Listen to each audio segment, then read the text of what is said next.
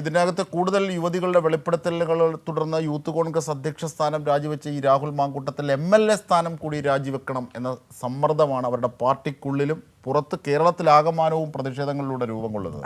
ഇവിടെ മനസ്സിലാക്കേണ്ട ഒരു കാര്യം, രാഹുൽ വാ തുറക്കരുത് എന്ന കർശന നിർദ്ദേശം ഉള്ളതുകൊണ്ടാണ് ഏറ്റവും ഒടുവിലത്തെ വാർത്താ സമ്മേളനം റദ്ദാക്കിയത്. അതെ, അത് പ്രത്യേകിച്ചും ഈ ഒരു ഓഡിയോ സന്ദേശമൊക്കെ പുറത്തു വന്നതിന് പിന്നാലെയാണ് ഇത്തരത്തിൽ വാർത്താ സമ്മേളനത്തിൽ പോലും. കാരണം കഴിഞ്ഞ കുറച്ച് അതായത് മണിക്കൂറുകളോളം അവിടെ മാധ്യമങ്ങളൊക്കെ കാത്തു നിന്നു എങ്കിലും അവസാന നിമിഷമാണ് അവിടെ ഇടപെടൽ ഉണ്ടാകുന്നത്. ഒരു പക്ഷേ നമുക്കറിയാം ഈ രണ്ട് ചേരിയായിട്ടാണ് അല്ലേ, ഒരു ഭാഗത്ത് രാഹുൽ മാങ്കൂട്ടത്തിലിനെ സപ്പോർട്ട് ചെയ്യുന്നവരുണ്ട്, മറ്റൊരു ഭാഗത്ത് രാഹുൽ മാങ്കൂട്ടത്തിനെതിരെ നിൽക്കുന്നവരുണ്ട്.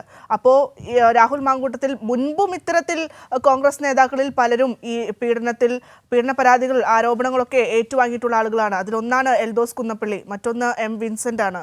പക്ഷേ അതുപോലെ ഒന്നുമല്ല, ഇത് ഇത്രയും വ്യക്തമായ ഓഡിയോ വരുന്നു.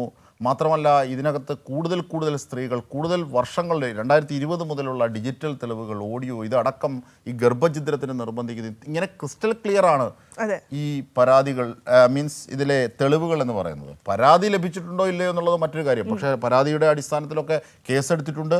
ബാലാവകാശ കമ്മീഷൻ സ്വമേധയാ, വനിതാ കമ്മീഷൻ കേസെടുത്തിട്ടുണ്ട്. ഇങ്ങനെയൊക്കെയുള്ള മെറിറ്റുണ്ട്. എന്തായിരുന്നാലും രാജിവെക്കണം എന്ന സമ്മർദ്ദം ഒരു ഭാഗത്തുണ്ട്. പക്ഷേ സതീശനടക്കം ഒരു വലിയ വിഭാഗം പ്രൊട്ടക്ഷൻ നൽകുന്നുണ്ട് രാഹുൽ മാങ്കൂട്ടത്തിൽ എന്നുള്ളതാണ് വസ്തുത. പക്ഷേ ഈ സമ്മർദ്ദങ്ങൾ രാജിവെക്കില്ല എന്ന നിലപാടിലാണ് രാഹുൽ മാങ്കൂട്ടം എന്നാണ് നമുക്ക് അറിയാനാകുന്നത്. അത് മാത്രമല്ല, ഈ കോൺഗ്രസ് നേതാക്കളെ സംബന്ധിച്ചിടത്തോളം ഇപ്പോൾ അവർക്കൊരു ഭയമുള്ളത് ഈ സ്ത്രീകൾക്കെതിരെ ഏതെങ്കിലും തരത്തിൽ അധിക്ഷേപ പരാമർശം ഉന്നയിക്കുമോ, അങ്ങനെ പറയുകയാണെങ്കിൽ വകുപ്പ് തന്നെ മറ്റൊരു തലത്തിലേക്ക് മാറും. അതുകൊണ്ടാണ് ഈ വാർത്താ സമ്മേളനം ഒഴിവാക്കാൻ കോൺഗ്രസ് നേതൃത്വം ഇടപെട്ടതെന്നൊക്കെയാണ് കേൾവി. എന്തായാലും ആ റിപ്പോർട്ടൊന്ന് കാണാം.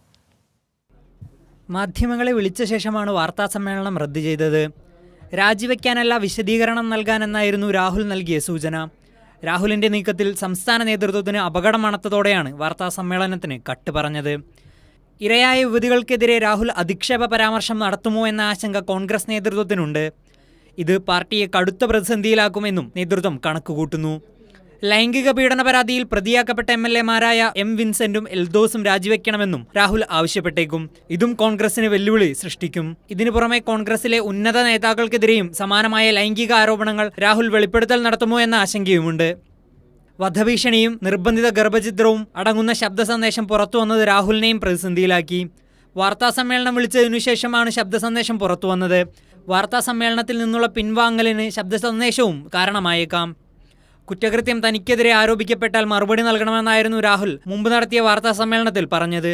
ഗുരുതരമായ ക്രിമിനൽ കുറ്റം രാഹുൽ ചെയ്തുവെന്ന ആരോപണങ്ങൾ ഒന്നിനു പുറകെ ഒന്നായി പുറത്തു വന്നിട്ടും രാഹുലിന്റെ മൗനം തുടരുകയാണ്. പാലക്കാടിന്റെ MLA രാഹുൽ മാങ്കൂട്ടത്തിൽ അടൂരിലെ വീട്ടിൽ നിന്ന് പുറത്തിറങ്ങാൻ പോലും പറ്റാത്ത സാഹചര്യമാണ് നിലവിലുള്ളത്. കൈരളി ന്യൂസ്, പത്തനംതിട്ട.